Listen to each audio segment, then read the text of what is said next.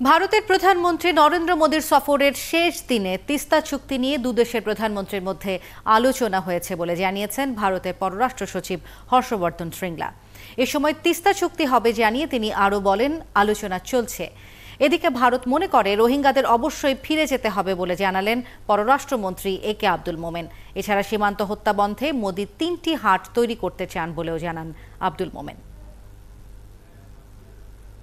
Today, our two countries, cooperate extensively on the 56 rivers that flow between our countries.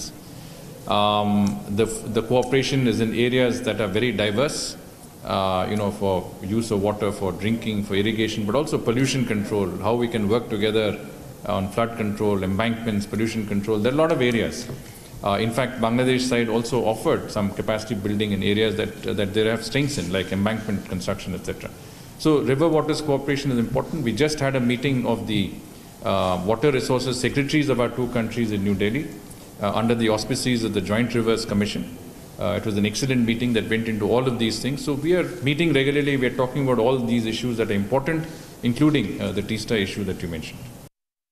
Raise করেছেন এটা, তবে এইটার উনি এটার উপরে খুব একটা উত্তর দেন নাই, তাই না? উনি শুধু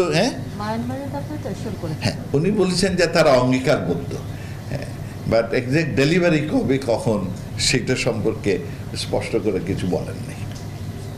তবে উই আর অলওয়েজ হোপফুল যে এটা হবে।